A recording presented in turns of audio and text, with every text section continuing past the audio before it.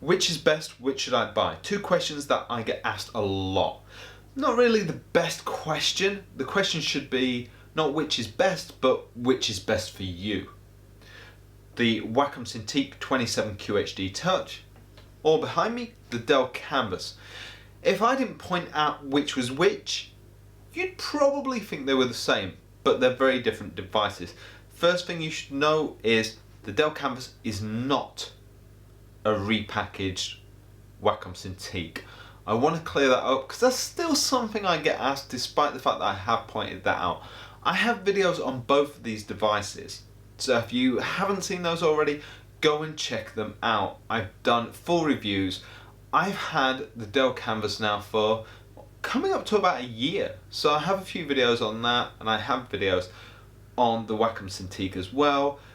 I also have videos on how to mount both of these on Ergotron arms, and I have speed paintings, tutorials as well on using both of these. So, but what's the difference? Which is better? That's why you're here. That's why you're watching this video. This is a duel between the two.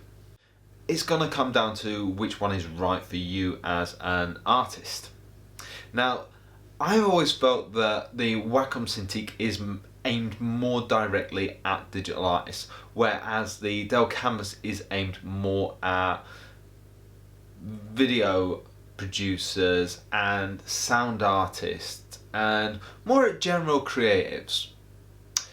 So I think realistically what you have to ask yourself, and the biggest difference when looking at the two, is in their peripherals. Which do you like more? The Wacom Remote or the Dell Totem? The Dell Totem, if you don't know, is very similar to the Microsoft Surface Dial. This is the biggest difference. If you were to just look at the two behind me, like I say, they look very similar. But this, if I was just to show you photographs of each one, which tablet, this is probably the easiest way to tell them apart. But which would you prefer to use? You probably do already have a preference. Would you like the Wacom Remote or would you like the Totem? That's probably the first thing you know already. Come on, admit it to yourself if you haven't. However, stop right there before you make the ultimate choice. There is a little toing and froing on this that you can do, because the Wacom Remote you can buy separately for $99. You can pick this up directly from Wacom, you can buy this from Amazon, links in the description, and you can use this on the Dell Canvas. The Dell Totem, you can't. You can't use this on the screen of the Wacom. However, what you can do, you can pick yourself up a Surface Dial. I have a video on this as well. And you can use that off screen, just sat on your desk, as I do.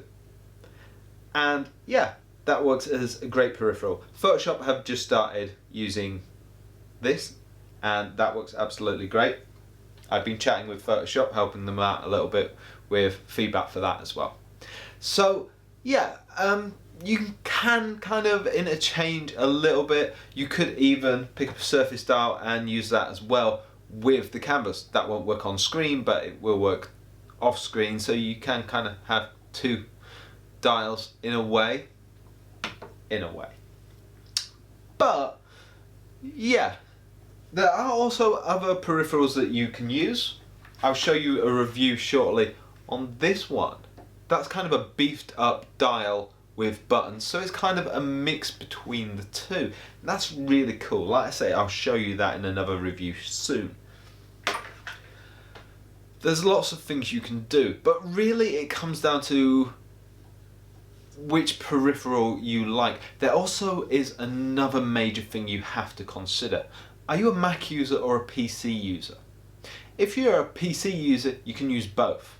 If you're a Mac user, you only get the Wacom. Why? Well, we asked very early on if Dell were going to be creating Mac drivers for the Dell Canvas, and they said maybe, but the more I asked, the further this seemed yeah, this isn't going to happen, basically. The reason being, well, Dell are a PC company. They make PCs. They don't make Macs. And I think it's because, well, they don't want you as a creative using a Mac. They want you using a PC. Even if it's not their PC for now, they prefer you to be a PC user so that later on even they can sell you a PC. Or you might buy one of their PCs later on. At the end of the day, Mac users aren't much good to them. And from a business point of view, it makes perfect sense. You can't blame them for this. So yeah, they're not selling to Mac users. They want you to want this device and to buy a PC. I think that's fair enough. I can't blame them for that. So if you want the Dell Canvas, you have to be a PC user. Sorry. So there are two major things that I think are going to sway you in one direction or the other. Like I say, cost doesn't seem to be a big thing at the moment. And I think come January, when the new Wacoms come out, once that beefy 32-inch comes out, I think the price of the Cintiq 27QHD Touch might come down a bit, and then, yeah. And then the difference is really, you know, it's not going to be a big price point issue. As for things like build quality, they're both good. They're both solid machines. The Dell Canvas is a bit thinner and a bit lighter. There are a couple of reasons for this. One, the structure of the Dell Canvas doesn't allow you to mount it directly onto an Ergotron arm. You have to buy a VESA mount directly from them, which does add on to the cost. Now you have to be careful with that, because obviously, yeah, your costs go up if you want to use an Ergotron arm. I've got a video just about that. Go onto Dell's website and double check if you're into an Ergotron arm. Just make sure that, you know, the costs are within your range for it. Now, it is thinner as well, because basically the screen inside is newer. The whole device is newer. This is what, 2 years newer than the Wacom Cintiq. So obviously the screen inside is more recent technology. No, yeah, of course you're going to have a more modern screen. This has 100% RGB. So it should be a better screen. But even if I come up to the screen and do this,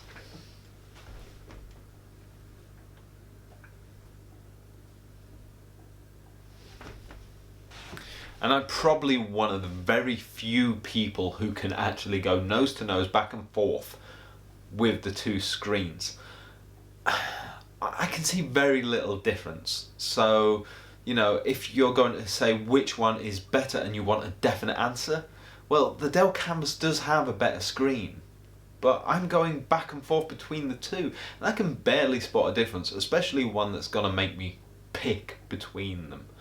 The Dell Canvas is better screen-wise, but yeah, it's not really that noticeable. I would say the Dell Canvas has a slightly brighter screen, slightly better in terms, yeah, but not really worth haggling over. So yeah, that way I'm just going to call it a complete draw, to be honest. And I'm a digital artist. I'm not a basic tech reviewer. I'm a digital artist with a fine eye for detail and colour. I'm a professional working freelance artist who works on a commission basis.